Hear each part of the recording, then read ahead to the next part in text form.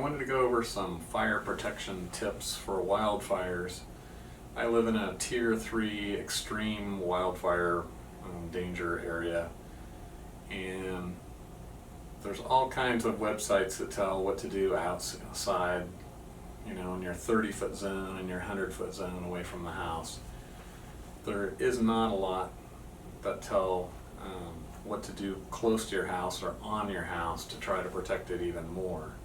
So I'm not going to try too much to do the outside, the bushes and the trees in the 30 and 100-foot zone, because there's some great websites, and I'll have one in the description down below, a link to look at some details on that.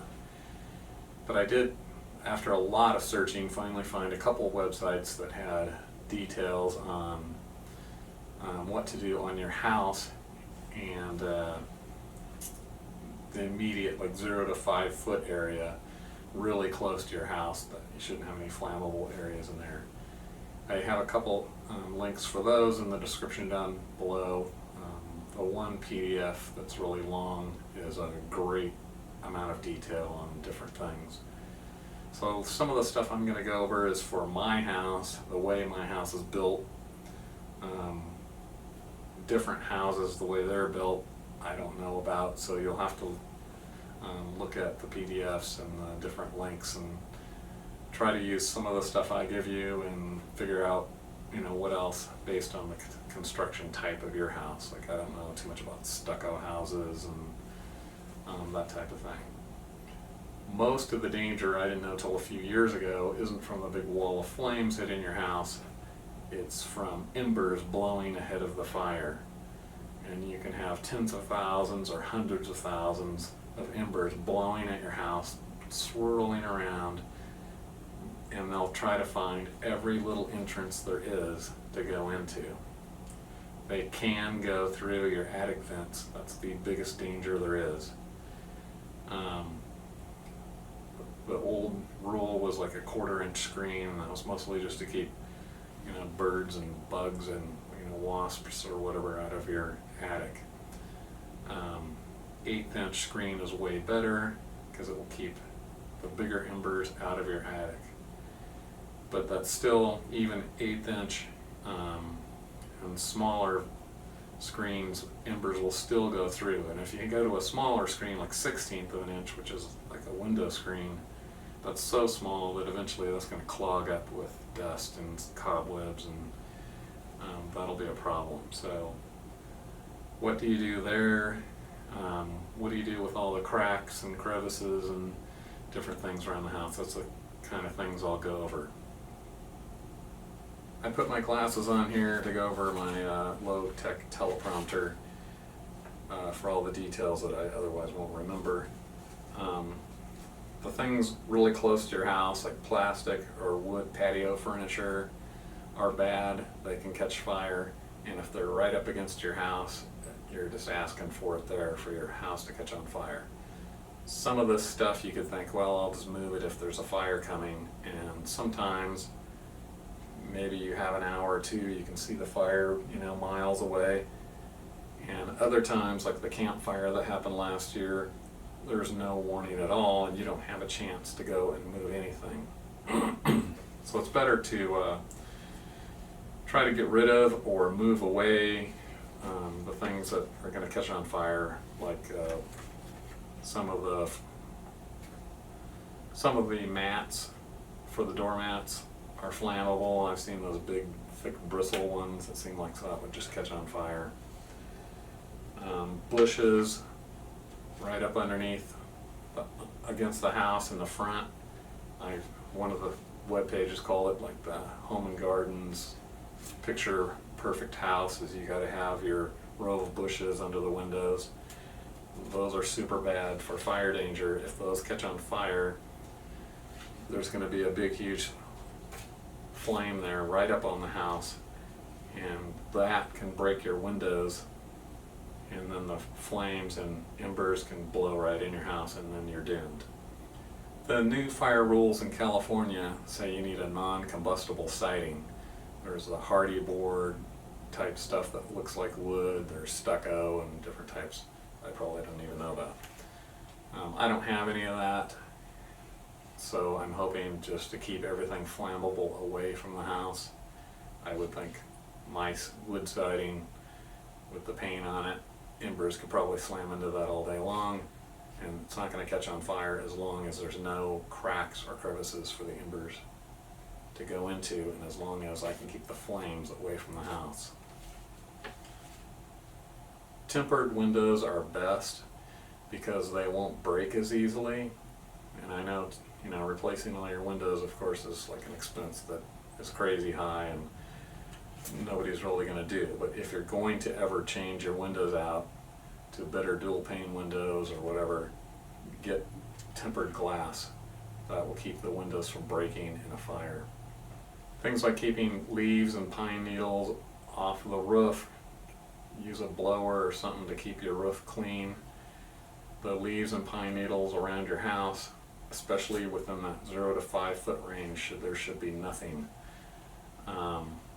If you have an under deck area, I've seen some with a wooden lattice under the decks to keep animals from going under there, but the embers are just going to blow in there, and there might be leaves and pine needles that blew in there too, and that's going to be a disaster. So you're going to have to screen that off and use a metal aluminum screen because that won't melt. Remove branches that are close to the house or overhanging the house. Is bad if those catch on fire and your home is in danger of catching on fire. A deck, besides the attic fence, a deck is the second worst place for your house to catch on fire. They say almost all decks are going to catch on fire, and the next thing you know, your house is on fire. If in a normal situation, like your house is the only house on fire and it's a small fire outside, of course the fire department could get there and put that out and your house would probably be fine. But during a wildfire with many acres on fire, heavy winds, there could be hundreds of homes in danger or thousands of homes in danger. The fire department, if they are lucky, if you were lucky, you might have somebody come and look at your house for 5 minutes, but that's all you're going to get. They're not going to be able to stay there or do a whole lot for your house when there's so many houses in trouble. Keep things like propane tanks away from the house. Your firewood should be away from the house. I know that's inconvenient, but if it's stacked up against the house or under a deck, that's just, you're probably going to be doomed. The fire department, I've talked to several firemen and read things online. They will not try to protect your house if you haven't tried everything to keep it protected. If they come there and see that, oh my gosh, this is a disaster, there's nothing we can do, they turn around and they leave. If they can't even get through the driveway because it's narrow and overhung with a lot of brush or trees, they won't even go up your driveway because they can get trapped up there. There's a couple things you can do to improve your existing deck. The gap between the boards should be a little bit more than recommended. Like if they recommend 1/8 of an inch, closer to 1/4 of an inch is better. Keep those cracks clear of debris, pine needles, leaves, will get in there and clog those cracks up. And then every ember that goes across your deck is going to fall in, and along the whole thing it's flammable material that easily is going to catch on fire. So keep that clean at all times. You're just going to have to constantly make sure that all the cracks between the boards are clear of debris. And if you have a bigger gap, it's easier for the embers to fall through and the leaves and pine needles too. One of the things that they'll do too is that they'll fall in the crack, and everywhere there's a joist, they're going to pile up and land on top of that joist. Remember, there's tens of thousands of these embers blowing. They can make a little pile on every single one between their boards, and you've got the joist and the boards here, and there's an area right there with wood on 3 sides, and it's close enough together. Those will catch on fire, and the fire will just burn very slowly along until it gets up against your house, and then it catches the house on fire. What you can do is, when they build decks, and mine's not even built this way, way before Google, I guess. 30 years ago when mine was built, they didn't put the rubber stuff over the top of the joist that keeps the joists from rotting. What they say to use is that same rubber stuff that you stick on top of the joist, but with a foil backing on the top. The foil will keep the joist from catching on fire, and it helps out. I mean, you still got wood on either side with the deck boards in the gap, but on the bottom that's aluminum now, and that will help stop a fire. I couldn't find, I'm going to redo my deck, I couldn't find the butyl or whatever it is, that rubbery stuff that you put over the top that had foil. So I'm going to just use the butyl and get some foil tape and put on top of that. I already have one joist that's rotting, so I need to replace that anyway, so I got to take the deck boards off anyway. So when I do that, I'll put the rubber stuff on and then the foil on top, put the deck boards back on. I'm going to try to increase that gap as much as I can, up to like 1/4 of an inch. Newer homes might not be a problem, but with my home, the garage door wasn't weather sealed at all. There was just big gaps on the top and on the sides, and the bottom did have some weather stripping, but it had hardened and it wasn't really a good quality, and it was just screwed on with sheet metal screws. I didn't have the track, the T-track that you can put a new weather stripping on the bottom.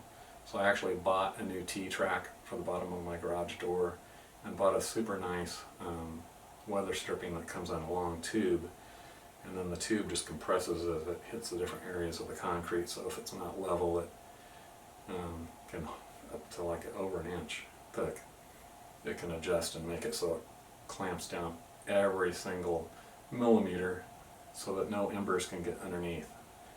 And I used weather stripping on the sides and on the top and closed all that off so embers can't get in. So back to the number one problem, the attics and the attic area. I have the vents in between the rafters. Every like third one has a vent and the others have blocks. You can have cracks where there's the blocks, or even if the vents are there, there can be cracks above and below the vents. All of those need to be caulked up so that no embers can get through those cracks. The last thing I did on the attic vents was I went the extra mile. I just thought, you know, I've lived here over 30 years and the fire hasn't been here yet, but I found out one did come through here before I moved in, just like within 10 years before I moved in here. And at some point, either tomorrow or 30 years from now, some point, it's going to come through again. It's going to happen again. So I went the extra mile because I don't want my house catching on fire and burning down. I got the Brandguard vents, which have baffles on them to keep the embers out of the house. This is a foundation vent. Like I have two of these in the back of the garage at the bottom. They're thick because of the baffles. On the back they have 1/8 inch screen. So I just took out the other vents that were in there, and these slip in the flanges in the front, so then I just screwed these into the siding and caulked them up so that it won't leak. But the baffles in this are kind of like this. So if this is the front, you know, the outside of the house, and these are in the back of the vent, and then the screen's back here, any embers hitting will just bounce off, or if they go in this crack, it'll go in here and hit this back baffle, and they won't be able to go through the vent anymore like they can if you just have screen. So there's foundation vents, there's the eave vents. These were really easy to do because the old eave vents nail in from the front, from the outside of the house. There's two flanges just like this. I mean, it's a lot thinner because it's just a super cheap screen. I popped all of those out. You can pop these in. It's the same thing, it's just got the one baffle and the 1/8 inch screen in the back. course, nothing is ever as simple as just popping them in, because you know they'll be a little wider or something, and I had to get like a rasp, and that 1x4 board sometimes was a little too narrow. The hole was too narrow, and I would just get the rasp and cut a little bit of that board off, and then it would fit up in there after that. One of the worst vents is the gable vents for embers to go in. These are the new, I got 2 of these. These are the new gable vents. It's the same thickness. And these go vertically, the baffles are vertical. And there's an 1/8 inch screen in the back. This is also a retrofit version where the flange is on the outside.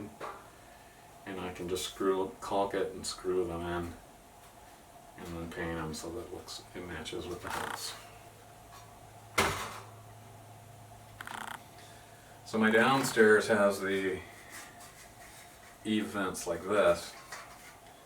My upstairs has the 3 round holes between each set of rafter tails. And up there, which is upstairs is newer, it used the 1/4 inch screen, which even the older rest of the house all use 1/8 inch screen. So the 1/4 inch screen is really bad. It'll let all kind of embers in. A lot of them, the way it was attached was terrible, and so sometimes it was just open in the back, and you could just, with barely touching it, there was just a big gap in the back. That's super bad for the embers there.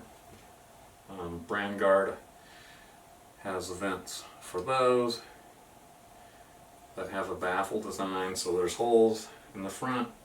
It's got a baffle that comes up about this far, so that any embers going in these holes go in, and it has to go up and over the first baffle, and then the back baffle is up higher and goes all the way to the top. So the embers would have to go in, they hit this, most of them are going to hit the first one and fall down on the bottom, and it's all steel. Some maybe would go over this, and then they'll hit this baffle at the top, and they'll fall, and the gap is at the bottom, and it has a little T for the top. The little gap is at the bottom here. Because I had 1/4 inch screen that wasn't really attached right, and you can't fix it, you know, in the back there, there's nothing I can do. So what I did was got some 1/8 inch screen and added tediously to each one of these, and kind of caulked it on around there.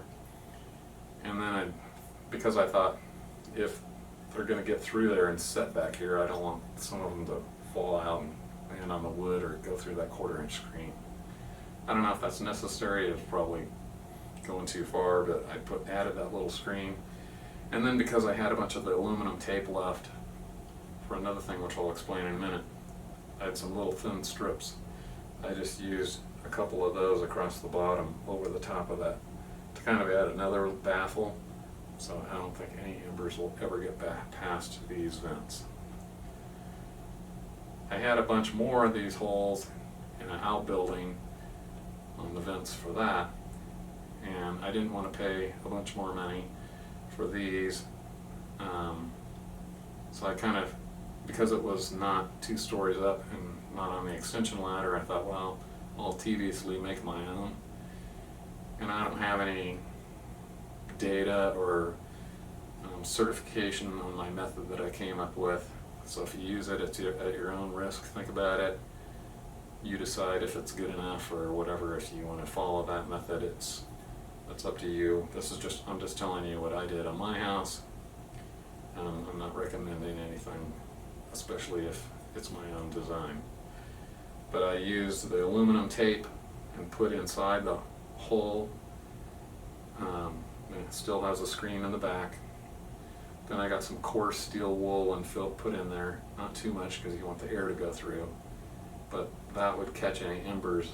And then I tediously cut a whole bunch of round screens, and with caulk tacked around the edges, and put that on the front of the hole. So it's got screen in the back aluminum tape all around it, the coarse stainless steel wool, and then the screen in the front. And I figured embers are not going to get through that and catch that building on fire.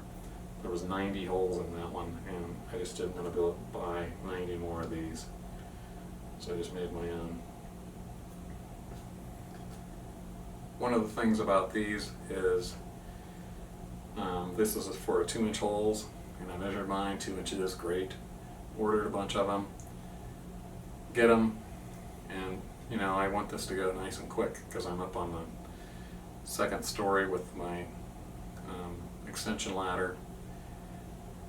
Well, these are 7 to 14 thousandths over 2 inches, and if you use a hole saw on a new piece of wood, a 2-inch hole saw, I did, and you can fit this in there. But if you think you're going to fit them into yours, at least based on my experience, it's not going to happen. You know, nothing on these projects ever seems to go really easily. It just seems like you always have to fight it. So when they put the holes in the green wood that you get when you build a house, that's going to shrink, warp, twist. It's not going to be 2 inches anymore. Some of them I measured one way and it was like 2 inches, yeah, it should fit. And the other way it'd be like 1 7/8 or even less. They really change shape. So I ended up getting a little drum sander on the drill, 1.5 inch by 1.5 inch drum, and had to go through tediously and sand those open until this would fit in.